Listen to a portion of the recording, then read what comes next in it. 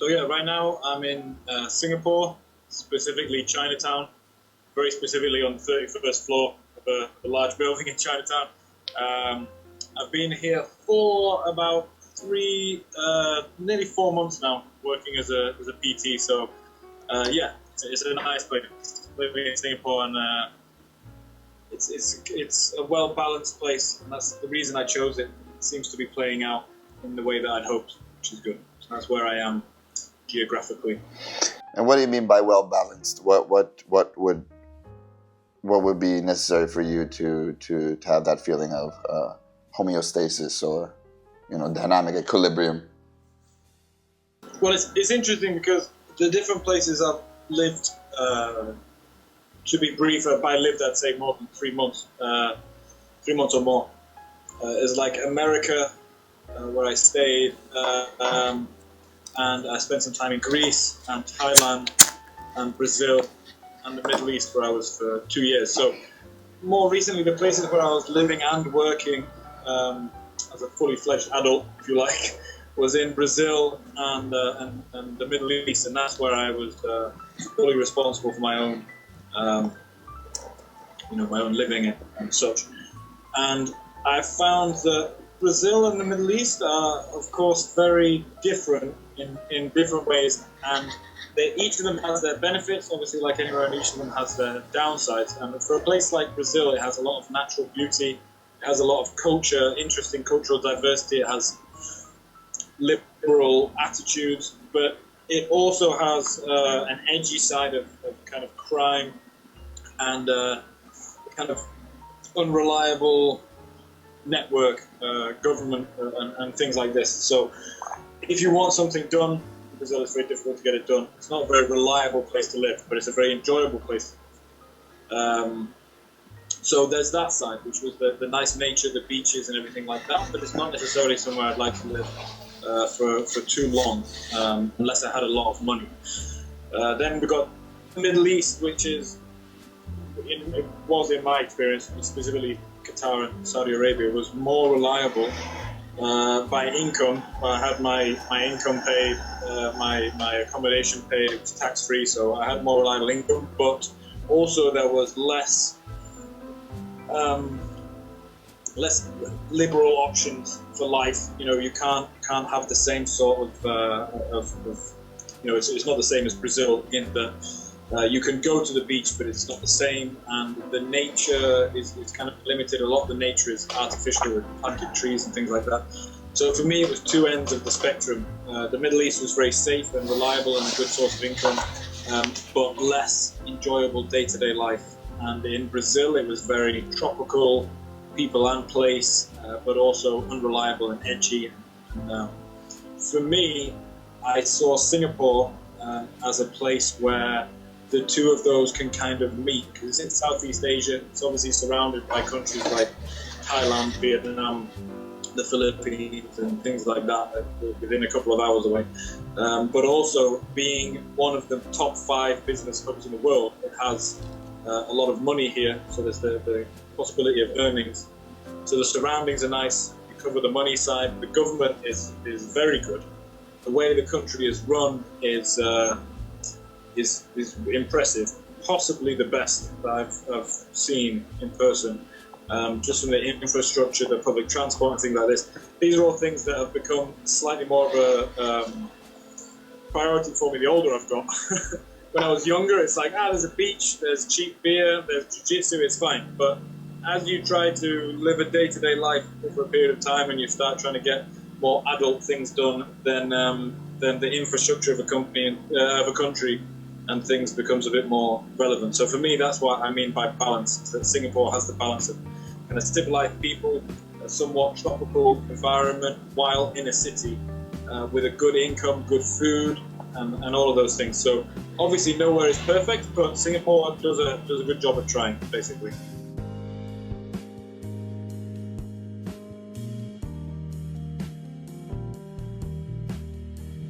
Hey, I like how you compared the Middle East to Brazil, and how the Middle East is kind of safer in terms of salary, and in general, I would say it's safer. People leave their keys on their cars and they go out. You know, it's like it's pretty safe in the Middle East compared to Brazil. But when people think of the Middle East, they find reasons why they would not want to go there.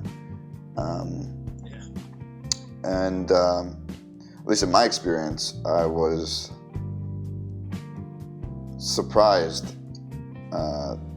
The place did not meet my expectation, not in a negative way or a positive way. It was just, I was like, it is not what I thought it was. Wow. And it's funny, when you travel a bit, you realize that what you thought the place would be about or be like is not what you thought it was. And it just opens your eyes a little bit. Being in the Middle East, and more so in Saudi Arabia, it's one of the things that where I had, like you say, like an explicit difference between what I expected and what it was, which is obviously the case in all countries. You have a little picture in your head, but especially in the Middle East, you know, with the things you hear about the culture and everything and the stereotypes. Some of the stereotypes are true, some of them aren't true, but generally for me, it just showed that whatever you think is the case about something, unless you've experienced it directly, you're almost definitely going to be wrong about it.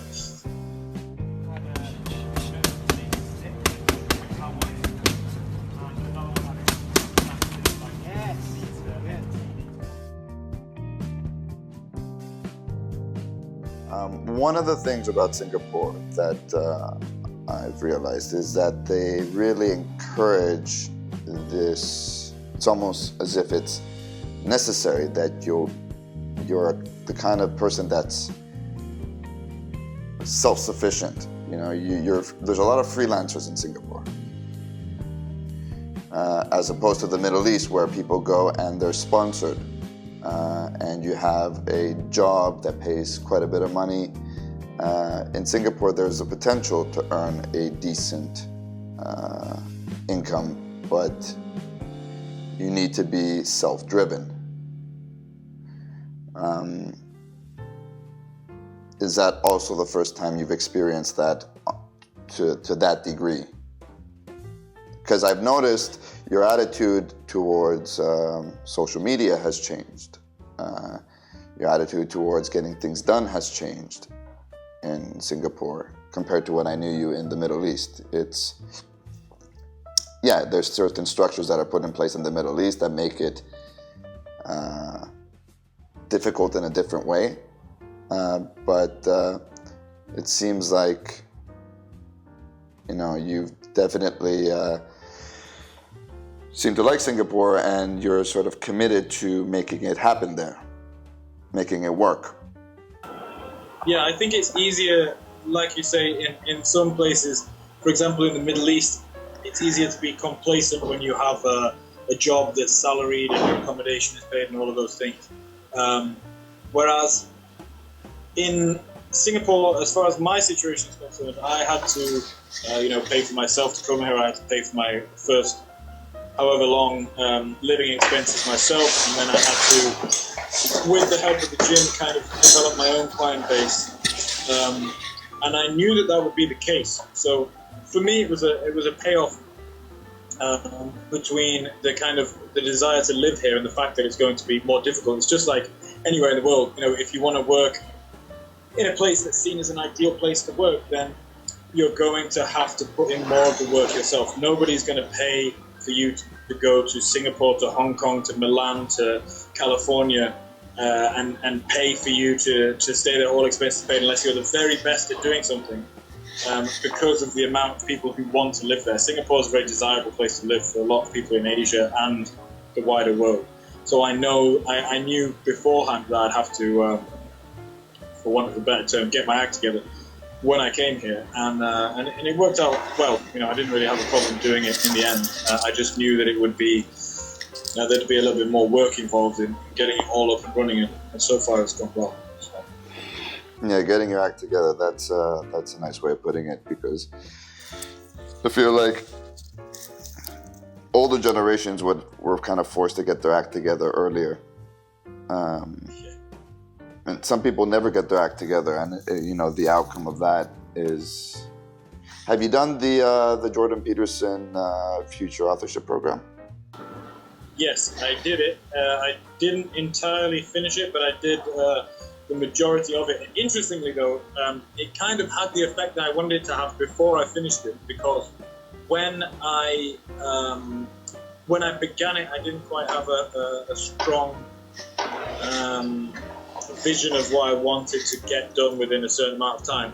And once I began it and I started thinking about it, my kind of understanding of what I needed to do in order to have what I want in the future became a little clearer. And then I kind of left it open-ended. Yeah, it was almost like a stepping stone that I didn't complete, which is kind of a tendency of mine is to do something perhaps not to completion, but until its main benefit has been found. But with the Jordan Peterson thing, it is something that I occasionally return to and reread. But it's something that has informed what I'm doing anyway. So in a sense, I've continued with it. But yeah, and Jordan Peterson is very much a person who is a kind of realistic in his way of describing getting your act together and sorting yourself out, which has been maybe something that I've been taking a little bit longer to do.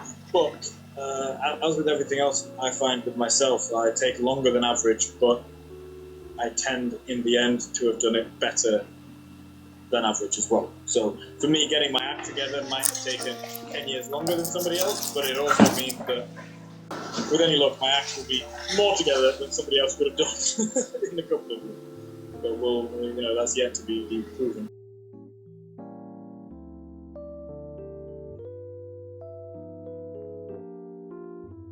Like, what kind of training do you do not for yourself, but for others? Well, one of the things which is, in a sense, I guess call it my unique selling point, but it's not so much a unique selling point as it is an advantage, is the fact that I have the kind of experience in a lot of different things through my own self-experimentation and all of that. I have a few different tools in my toolbox, if you like. So the combination, I feel like I've filled in the gaps with book smartness, but it's the main bricks, if you like, of my approach are from personal experience, and then the cement in between is the book smarts. But yeah, so with, for example, with personal training, for me, the one thing that I see, and that's obviously not to be a slight on any personal trainers, but generally speaking, in perhaps the personal trainers who have less than 10 years experience or something like that, is that they have their PT fitness, so they have their fairly small amount of background. So if, for example, someone comes in and says, I want to get in shape, they will see it as, what do I think being in shape is? I think it's having X amount in your lifts, or another person might think it's a 360-degree hip mobility. Another person might think it's, a max row for 1,000 meters. And one thing that I found is, over my time with people who perhaps worked with other trainers, is that the trainers weren't able to be entirely bespoke, I guess is the word, entirely specific about what goal you want and what you mean by being in shape. So, for example, there's been a couple of clients who I've worked with who have had trainers before, and they've been doing some weights, the usual, hypertrophy / strength, some functional, which is something we can get into later, it's ridiculous term, training, and they've been following a kind of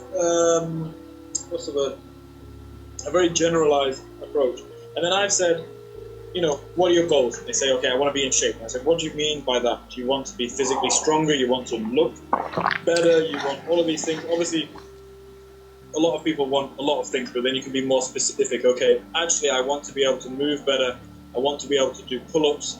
I want to be able to sit in a squat. I want to be able to do all these things. And for me, while I might not have a very specifically pointed field of knowledge in, say, weightlifting or something like that, I have a general approach that means that I can mold somebody's requirements, mold my methods to meet somebody's requirement, which is something that I've had to do myself because I've tried to go for a general approach, so I know what it is like to try and achieve a lot of different goals, and also how to be efficient in doing that, because obviously if you try to achieve more than one thing in a non-efficient manner, it's almost impossible. So yeah, for me, the personal training thing it's a bit like if you go to a tailor and you say, I want you to make me some trousers, and then they say, okay, but I can only do between 38 and 42 inches around the waist. And you say, well, I think I need 32 inches.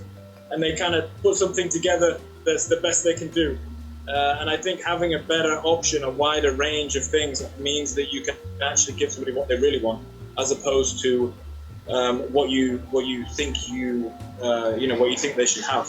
And often with trainers as well, if they don't know that they don't have the knowledge, you can't understand that you don't know something, of course. So for me, I think I have the basis to kind of understand a wide range of approaches, and with that as well, the limitation of my knowledge across a very wide spectrum. I have a very shallow knowledge in some places, larger knowledge in other areas, but I think that's just the broad base of it is something that works to my advantage. And the awareness of it, like you mentioned, some people are not even aware of the limitations and their knowledge with respect to physical training. Whereas when you know about it, it's like how to go about learning more about certain domains where your knowledge is not as deep. So say you don't know a lot about dance, but you know how to get into it. You don't know a lot about this thing, and you're willing.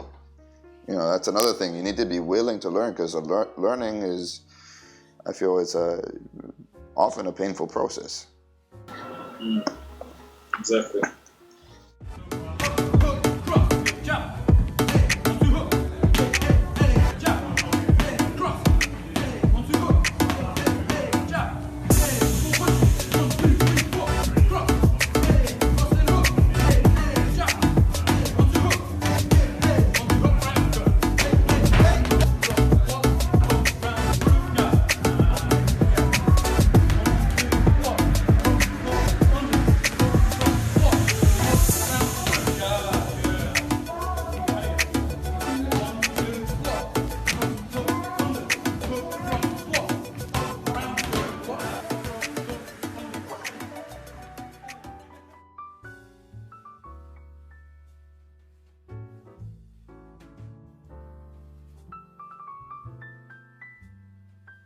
I want to hear your story on how you developed your practice throughout the years, how you got into training, and how your motivations changed as you developed.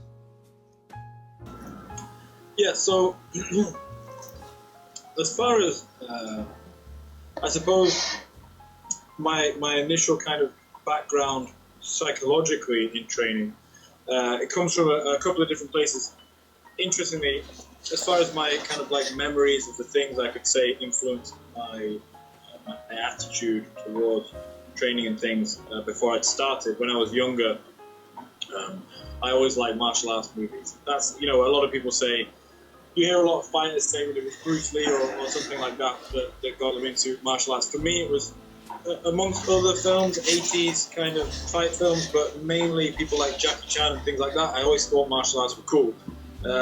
Secondly, I remember when I was younger, my dad used to take me into this gym in a place called Ripon where I used to live, and they'd have bodybuilding, pictures of bodybuilders on the wall, and I still remember kind of seeing these guys and thinking like it looked pretty cool.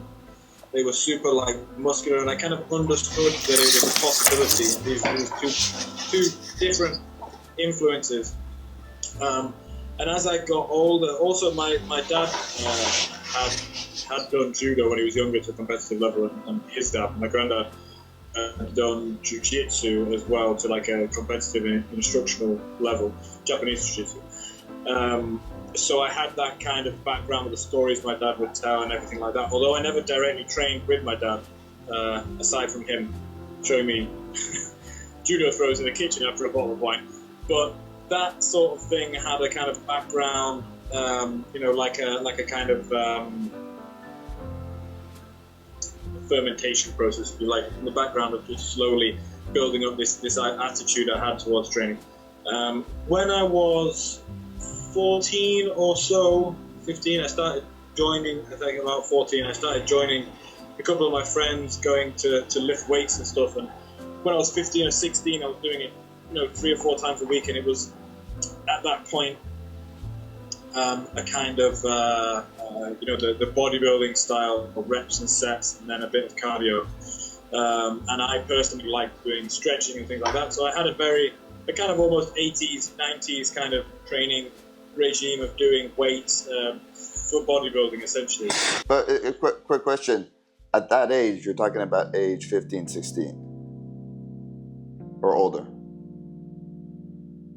15 or 16, yeah. So that's the age where you start trying to impress chicks as well. Was it like maybe being more conscious of like having muscle and things like that? Because you mentioned a couple of things. You mentioned some interesting things. You say, I remember you saying in Qatar, having a six-pack, a lot of people say it has no evolutionary value. And your argument is, it does. Chicks love six-packs, Yeah, exactly. I mean, in that case, it was because it said, it was some sort of, one of the strength guys had put something like, there's no function to having a visible six-pack. And my retort to that is that it has the very highest function that organisms in general, never mind humans, can hope to achieve, which is sexual reproduction. Because if you've got a six-pack, you're arguably more likely to get laid. Of course, in this day and age, procreation doesn't come down to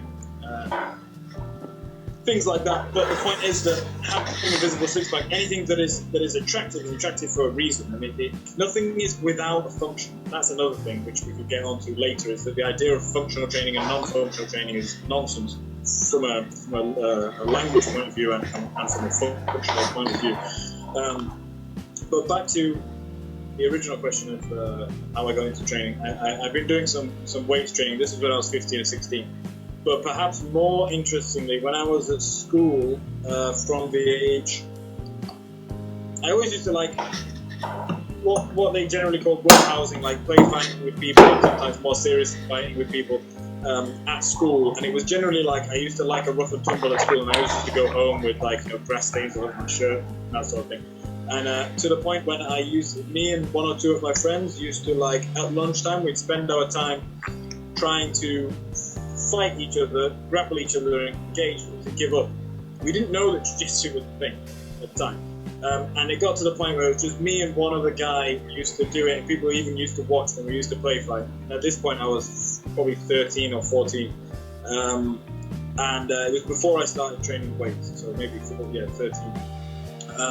And even to the point where another friend of mine, we used to, like, on the weekend, we'd stay at his house and we'd just go to a field and we'd just fight each other and try to make each other give up, tap out. But we didn't know what the UFC was, we didn't know what jiu-jitsu was. It was after that I saw a poster for a kind of martial arts class, which was a mixture of Wing Chun and some ground fighting that they called Russian shoot fighting, which was kind of sambo again. And a couple of other things, and like Chinese kickboxing and stuff like that. And I was amazed that ground fighting was an actual thing, because I used to do it for fun. I just thought it was what you call play fighting. And then I went to these classes, and I kind of, because I had a natural affinity for just trying to hurt people on the ground, I got fairly successful with it. And it was after that point, when I was 18, after having done weight training and all of that sort of thing, that on my 18th birthday, my grandma had a little savings fund of, whatever it was, £1 a week since I was born or something. So it amounted to about £2,000. And with some money that my dad gave me, I spent it going to America. And at the time, after I discovered what MMA was through this little martial arts school where a couple of people had UFC DVDs and stuff, I bought a UFC DVD. And I found out that the most successful team in the world was Militich Fighting Systems in America at the time. This was when Tim Sylvia was champion, Matt Hughes was champion, and Jens Pulver was champion. Still, it's the most successful gym in history as far as UFC fighters, so UFC champions. And I thought, okay, well, if I'm going to do MMA, that's where I'm going to go. So then I went to America, and that's when the MMA saga began. So I had I had quite a great deal of bodybuilding strength and some rudimentary ideas of what fighting was. And then I went straight in at the deep end to actually finding out really what it was, Like, what was the situation? How did you end up competing in MMA? Well, when I went to America, I was there for 3 months in total.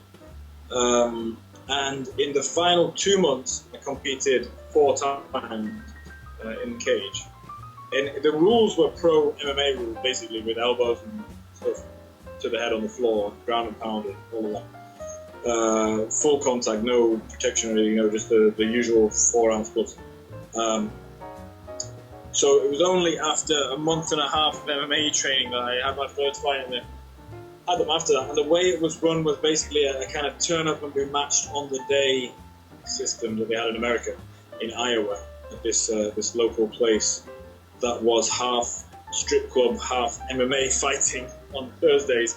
On Thursdays they had bring your own beer and watch cage fighting, and people would turn up and fought. So I went to see it a couple of times, and I got the itch to compete.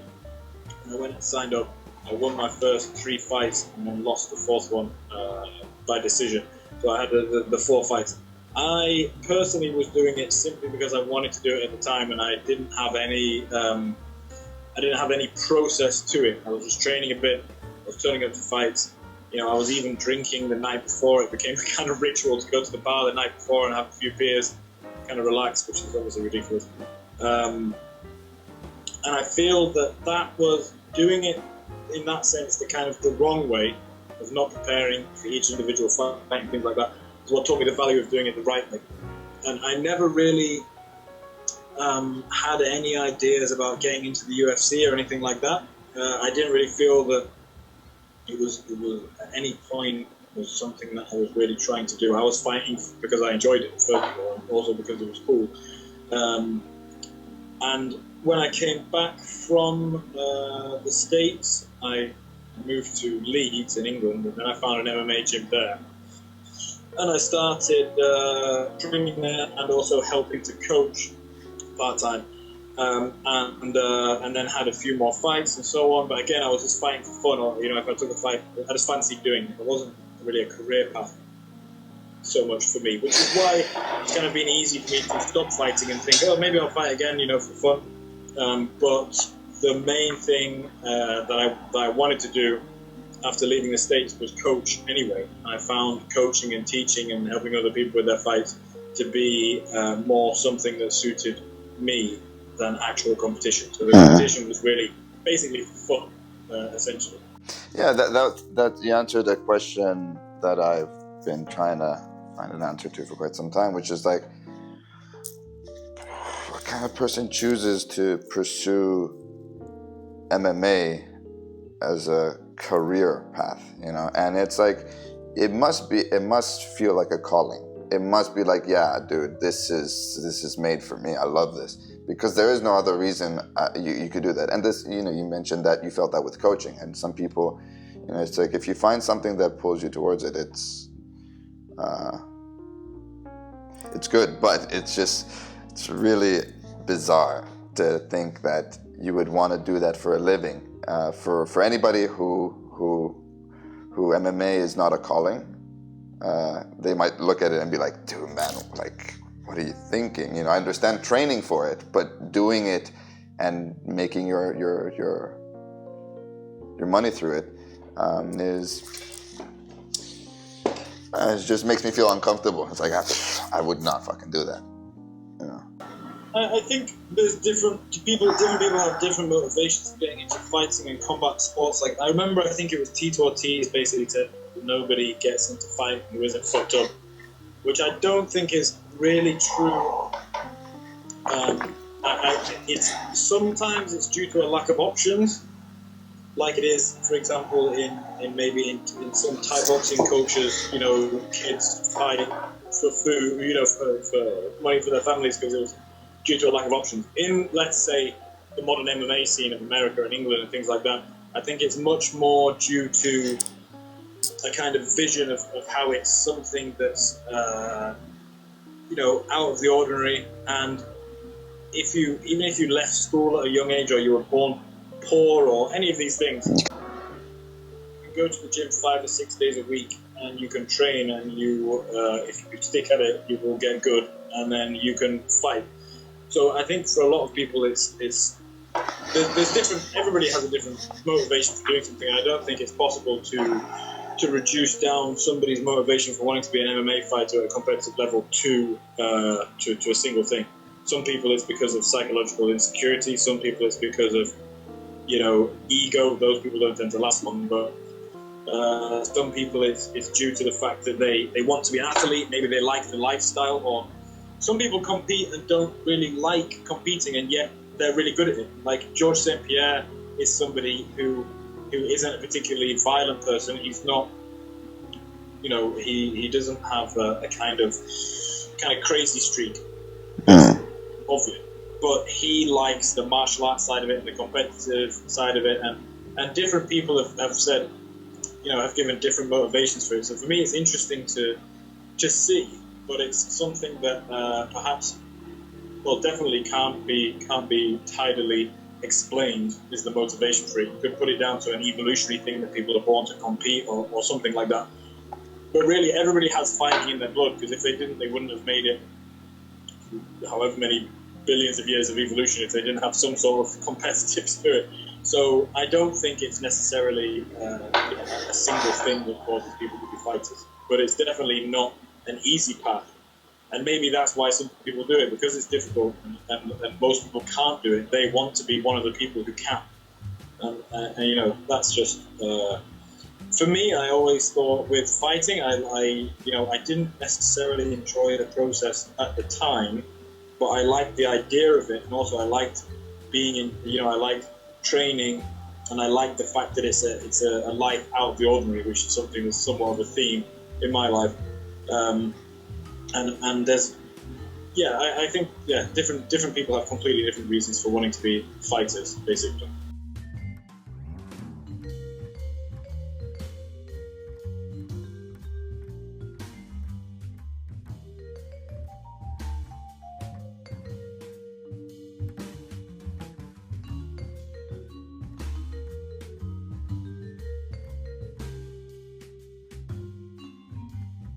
You're a purple belt in jiu-jitsu, a striped purple belt.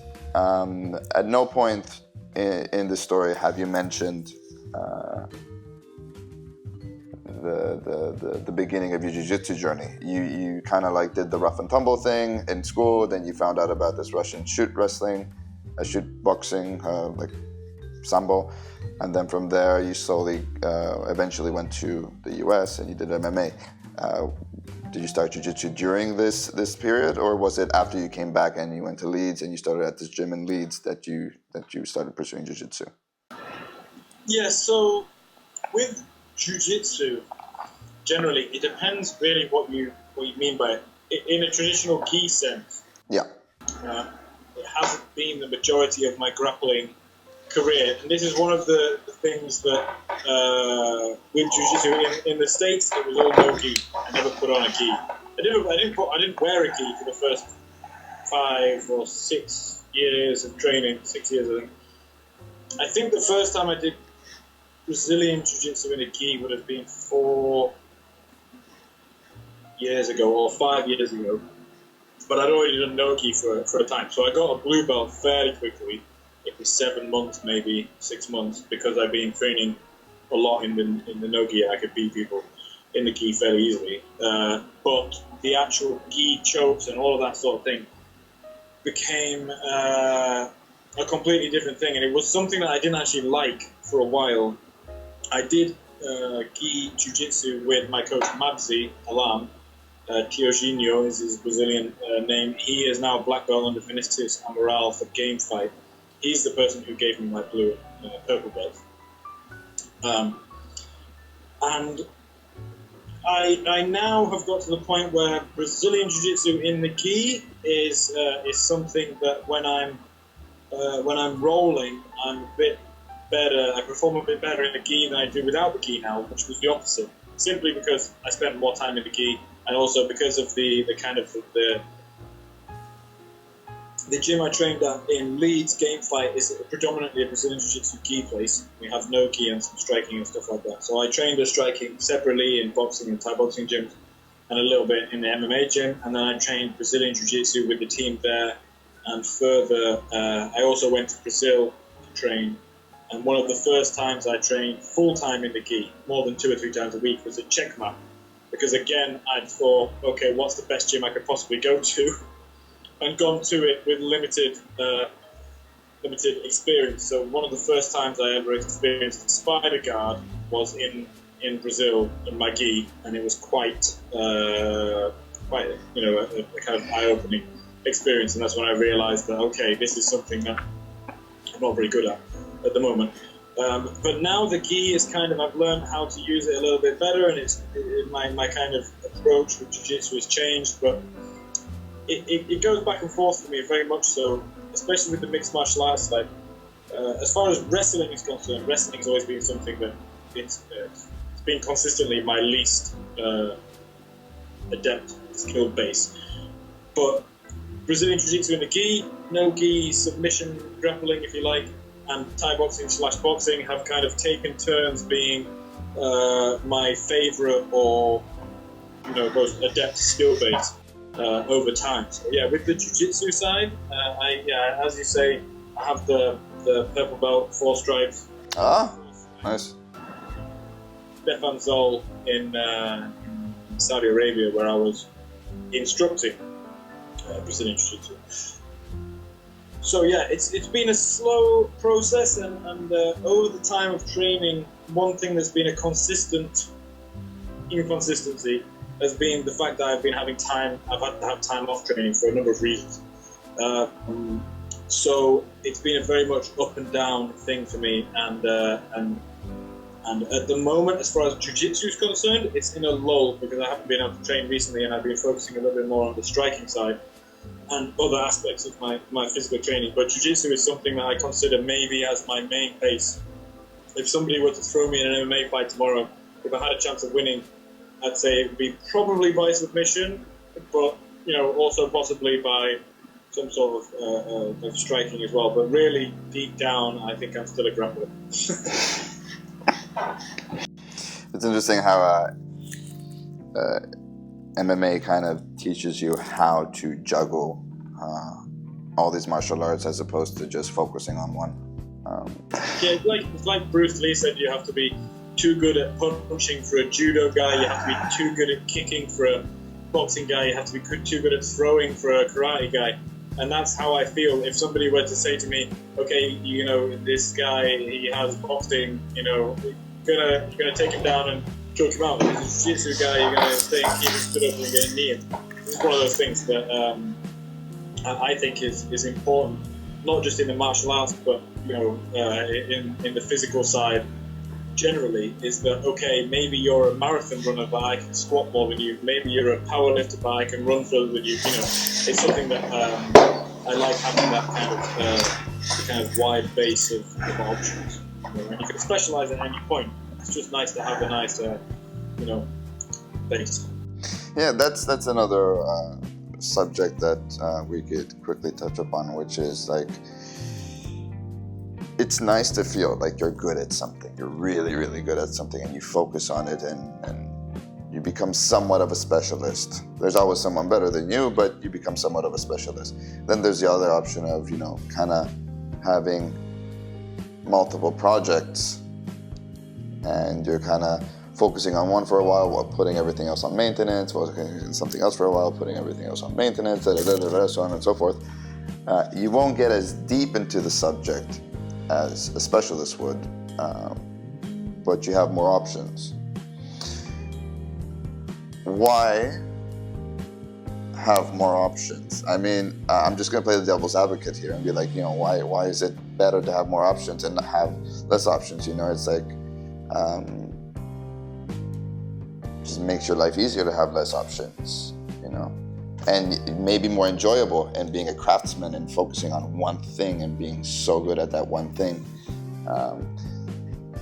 why choose to generalize?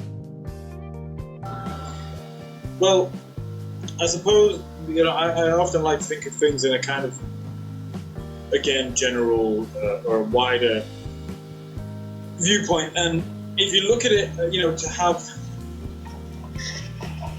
to have success in many senses, as far as evolving or competing is concerned, often, as it's said, I think by Charles Darwin, but maybe by somebody else, it's not the fittest that survive, it's the ones most adaptable to change. So, as a paraphrase, so if you have more options, you have more options to be adaptable. If you only have one tool, you turn up to a job with a screwdriver and you need a plunger, then what are you going to do about it? You're not going to use. Yeah, you reminded me of something Nassim Taleb said, which is like redundancies, something like this. Redundancies are key to survival. It's like why bring 2 knives with you when you can just bring one? You're carrying extra weight. Well, in case one breaks or you lose one, and in case it doesn't happen, whatever, it's fine. But in the case of a black swan situation, yeah. But options. What's that? You're gonna want options, yeah. Yeah, but then I'm going to play the devil's advocate again and say, well, you know what, bro? I'd rather do this one thing, and if my life fucks up, then my life fucks up. I'll just kill myself. If I dedicate there's people that are like that. They just focus exclusively on one thing to the detriment of everything else. And yeah, I mean, I have people who I know who train very specifically one thing. I know a couple of people who train only for bodybuilding, and I know people who train only for powerlifting.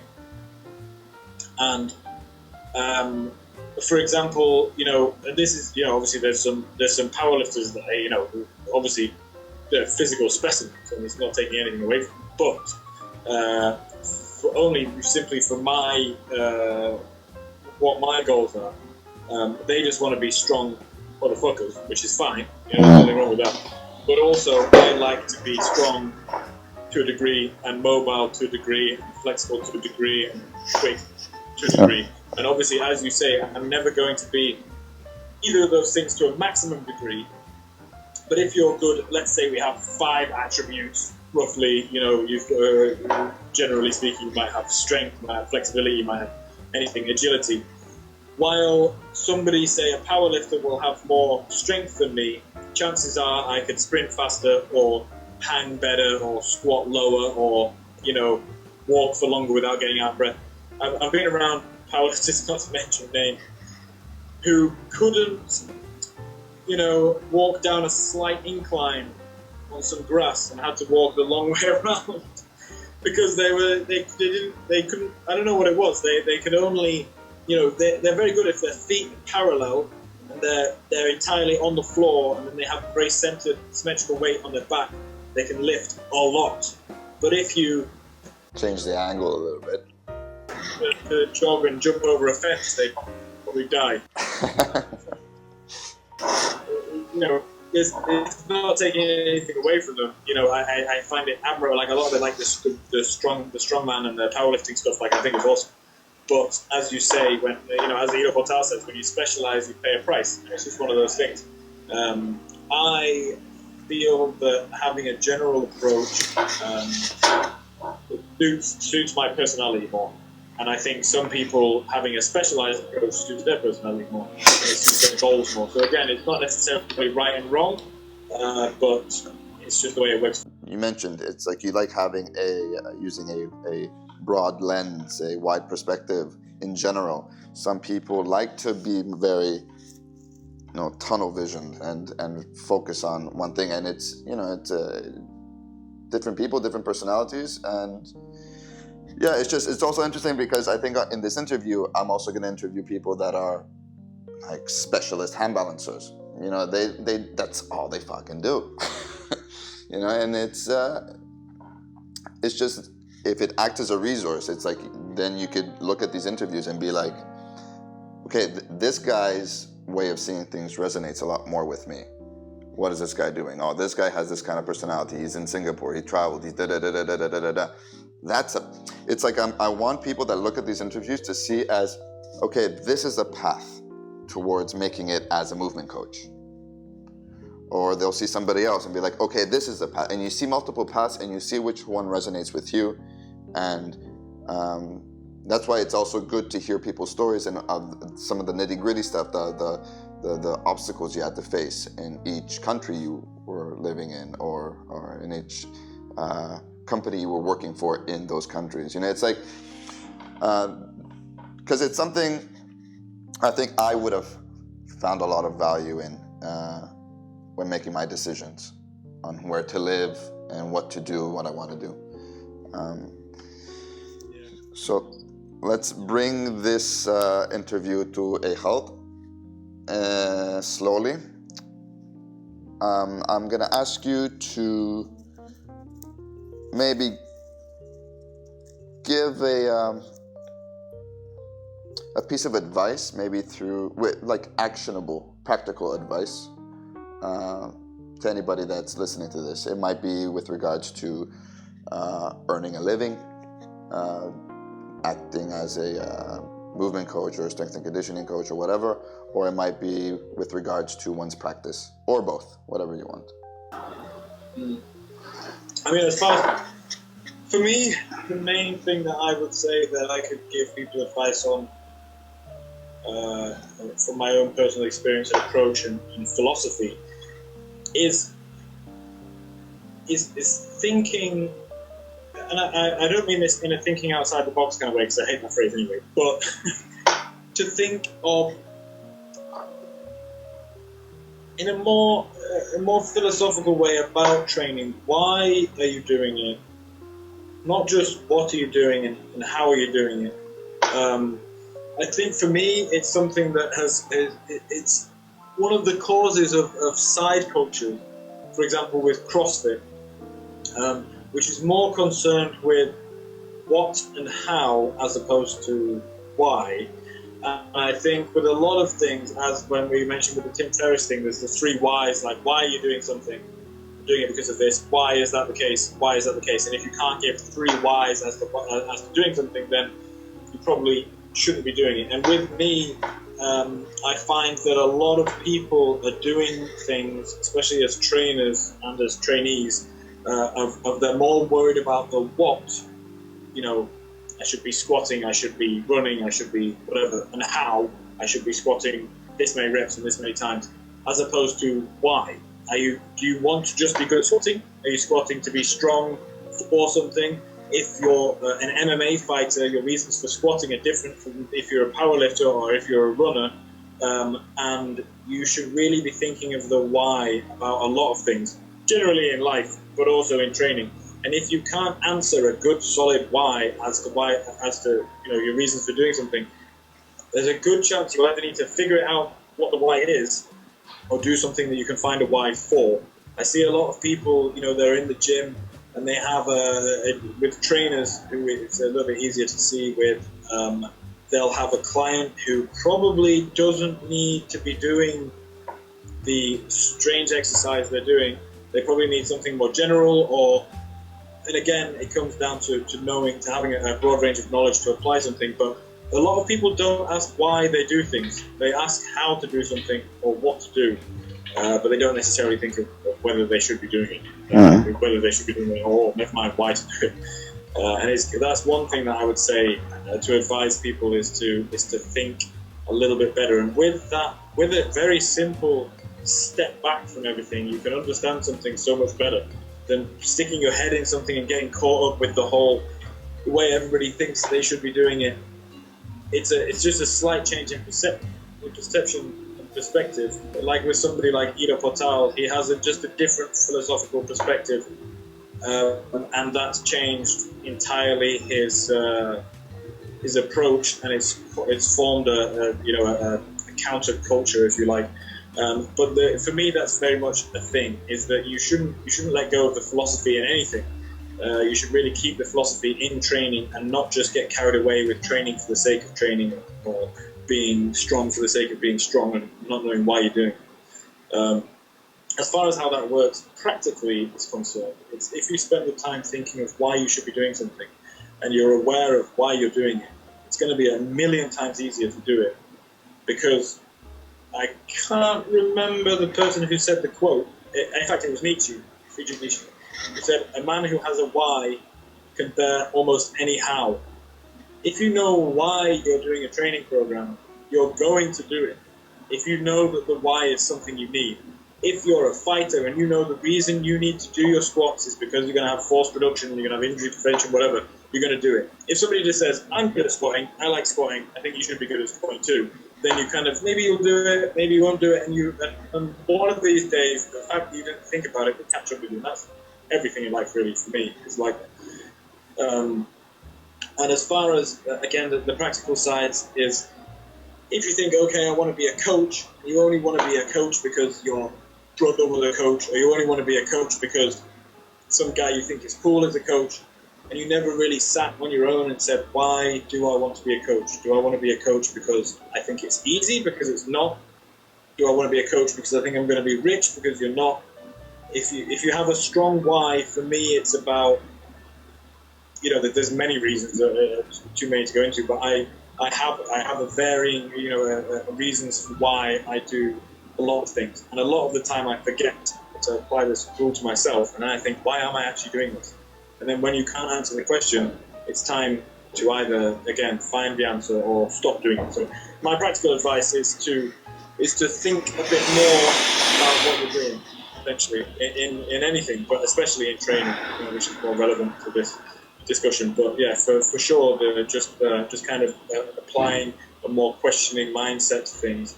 And once you have the questioning mindset and you realize you don't know what you need to know, once you find out why you need to know it, you find it out, you put it into practice, and everything else is easy in comparison.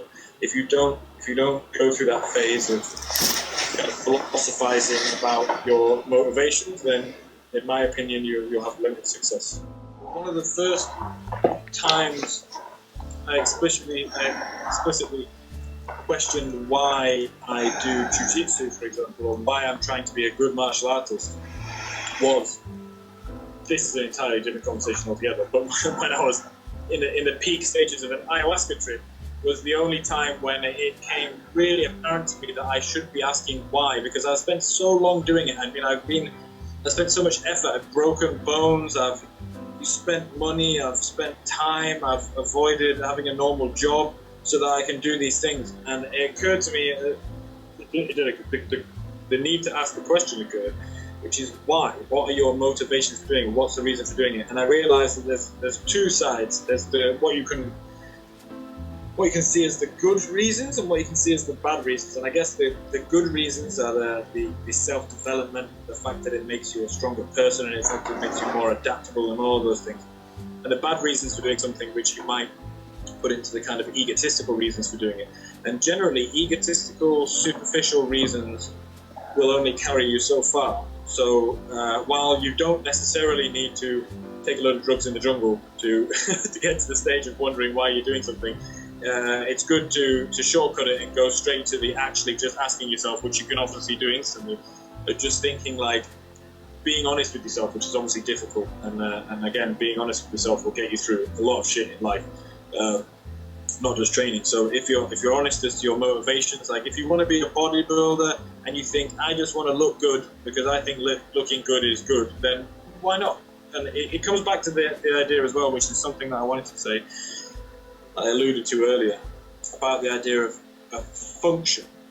Okay, so obviously the function is the why. You can argue the function of something exists, or why you which is why I don't like the term functional training, because it's funny, like the guy JP, the long red-haired comedian guy, he did a thing about functional training, and he's like, I swing a 25 kilo kettlebell so I can carry groceries 2 steps up to my kitchen. And it's just like, functional training has become a thing where people think that if you have to do something on one leg on a Bosu ball for it to be functional. And the idea of that is, There is no form of training which is not functional. I have a question for you. What is the function of movement? The function of movement training. What? Oh no, let's phrase it. Let's phrase it like this. We'll leave this for another conversation, or if you want, you can answer it now. It's up to you. I'm giving you the ball.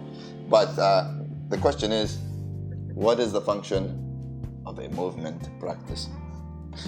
Well, the function of say movement practice is much the way I would answer the question, what is the meaning of existence? If you have a movement practice, what is the function? The function is what you want it to be. That's the good thing about having a generalized approach is if I want to be more confident, if I want to be able to climb the stairs or whatever, the function of a movement practice is to make it what you need it to be. And it's interesting because I've been asking clients recently, how is your life different outside of the gym? Because they're getting stronger in the gym and they're fitter in the gym and they can do more bear crawls, they can do more calories on the rower. And I say, what's the difference now? How do you feel outside the gym? And I've had a few interesting answers because one of them was this girl said she used to do presentations in front of the office and she used to get out of breath talking when she was stood up. She used to take deep breaths in between her sentences and then say the sentences again. Now she doesn't get out of breath when she's talking during a presentation, which is obviously an amazing function. She can now talk, which is obviously a great function. She didn't necessarily come to training with the idea of being able to talk without breathing heavily, but that's how it is. And this other guy, another client of mine, said now when his girlfriend falls asleep on the sofa, he can pick her up and take her to bed, which is obviously great because it makes him feel like more of a man. It's more functional because she doesn't need to get up and she probably feels great about it. And it's not something that he necessarily thought, okay, I'm going to do squats so I can pick my girlfriend up. But the point is that when you have a kind of, you have a good effective training program, it's good for anything you want it to be for. So as far as the meaning or the function of a movement practice is that it is many things, like anything, like life. There's a many branched tree. You can climb it how you like.